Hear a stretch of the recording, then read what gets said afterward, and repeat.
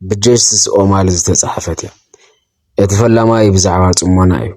كل ነገር بزي صعري نباخم انتان كمص سق بلو ጽሞና ዘለዎ ሓይሊ ቅድም ሕዚ ተዘይስተውዒልና ያኳ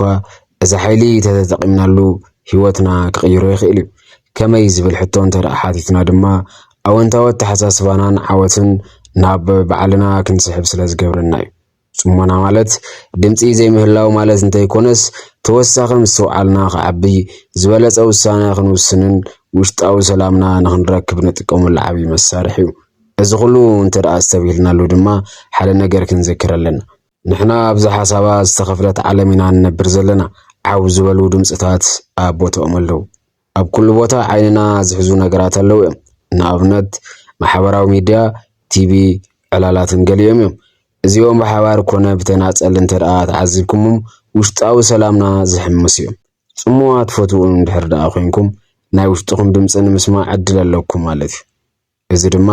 ኩሉ ነገር ግልጽ ኮይኑ ንኽረአ ይሕግዘኩም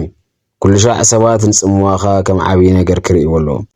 ክትቅበልዎ ኣለኩም ክብልኩም ከለው ጽሞና ወይ ድማ ንስቕታ ጌጋ ርድኢት ክህልወኩም ይኽእል ሓደ ሰብ ጽሙዋ ክገብር ኣለዎ ማለት ግድን ናብ ጎቦ ክሓኩር ኣለዎ ማለት ኣይኮነን ትኸድዎ ዋላ ሓደ ቦታ ተዘይሃለውካ መዓልታዊ ህይወትኩም ጽሙዋ ትኾኑሉ ሰዓት ክህልወኩም ኣለዎ ማለት እዩ እዚ ኣብ ዝኾነ ይኹን ግዜ ኣብ ዝኾነ ይኹን ቦታ ቡና ክትሰትዩ ከለኹም ጽሙዋ ተደሊኹም እታ ሰዓት ክትጥቀሙላ ትኽእሉ ኢኹም ምሸት ክትድቅሱ ከለኹም እውን ንሓሙሽተ ደቂቕ ዝኣክል ጽሙዋ ክትገብሩ ትኽእሉ ኢኹም ኣብ መንገዲ እናተጓዓዝኩም ስቕ ክትብሉ ትኽእሉ ኢኹም ስለዚ በዚ በለበቲ ሕድሕድ ደቂቕ ጽሙዋ ትኾኑሉ ግዜ ክህልወኩም ይግባእ ማለት እዩ መብዛሕትኡ ግዜ ህፃናት ስቕ ክብሉ ተዓዚብኩም ክትኮኑ ትኽእሉ ኢኹም ይኹን እምበር እዚ ሓሲቦም ዝገብርዎ ነገር ኣይኮነን ሓደ ሰብ ሓሲቡ ውሽጡ ጸጥ እንተቢልዎ ክሳብ ሕጂ ዝወድኦ ደቂቕ እውን ከም በሓድሽን ኣከቦ እዩ ዝወጽእ ብተወሳኺ ምስ ውሽጣዊ ባህግታቱ እናተራኸበ እዩ ዝኸይድ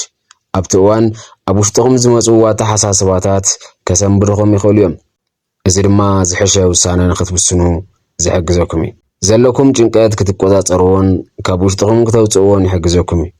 ካብ ነብስኹም ሓሊፍኩም ምስ ካልእ ሰብ ዘለኩም ርክብ ክዓቢ ይገብር እዩ እቲ ጸሓፈ ከም ዝብሎ ብዙሕ ግዜ ብዛዕባ ጽሙዋ ክዛረብ ከለኹ ሰባት ምስ ከባቢ የተሓሓዝቡ እዮም ኣነ ዝብል ዘለኹ ንሱ ጥራሕ ዘይኮነስ ኣብ ውሽጥኹም ዘሎ ዕቑር ሓይሊ ክትረኽብዎ ዝሕግዘኩም ማለት እዩ ንኣብነት ንነብስኹም ከም መቐመጢ ዕምባባ ብርጭቆ ሕስብዋ ኣብቲ ብርጭቆ ድማ ዝረኸብኩሞ ተእትውሉ እንተደኣ ኮይንኩም ካልእ ሓድሽ ነገር ንምቕባል ቦታ የብልኩምን ማለት እዩ ንስኹም ካብ ዝህብክዎ ትርሓቑ ውሽጥኹም ብጽሙዋ ጥርሑ እናገበርኩም ክትወጹ ከለኹም መንነትኩም ክትፈልጡ ኢኹም ኣብዚ እዋን ዝረኸብኩሞ መንነት ኣብቲ ክትጥቀሙሉ ዝግባእ እዋን ትጥቀሙሉ ኢኹም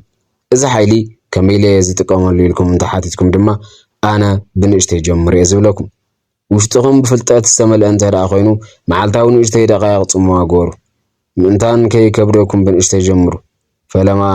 ኣብ ጽሙዋ ክትኮኑ ከለኹም ኣእምሮኹም ስቕ ይብልን እዩ ናብ ኩሉ ነገር ክኸይድ ዝደሊ ንስኹም ድማ ሓራስ ረድዎ ወይ ከዓ ምለስዎ ይኹን እምበር ከይኸይድ ኢልኩም ምስኡ ቃልሲ እንተደኣ ጀሚርኩም ምስ ነብስኹም ሰላም ኣይትፈጥሩን ዘለኹም ምስ ባዕልኹም ክትረዳድኡ ኣለኩም ንነብስኹም ድማ ከተፍርሕዋ የብልኩምን ኣነ ኣብዚ ዓለም ኣለኹ ነይረየ እናነበርኩ እየ ብሕጂ ድማ ክነብር እየ ዘሳድዶ ነገር የለን ህድኣት ኣለና ማለት እዩ ጽምዋ ልምምድ እዩ ንነብስኹም በዚ ልምምድ ኣሕልፍዋ እዚ እንተደኣ ጌርኩም ኣእምሮኹም ክተፅርይዎ ትኽእሉ ኢኹም እቲ ሕጂ ኣልባቡ ጠፊእዎ ዘሎ ህይወትኩም ባህ ከብለኩም ኣይኽእልን እዩ ነብስኹም ምእንታን እንዳፈተኹማ ክትገዱ ኣእምሮኹም ነፃ ገበርዎ ፍትዋት ቤተሰብ ንሎማዓንቲ እዚ ይመስል ነይሩ ኣብ ቀጻሊ ብኻልእ ርእሰ ጉዳይ ክንራኸብ ኢና ሰብስክራይብ ምግባር ኣይትረስዑ ጥዕሙ ንዓኹም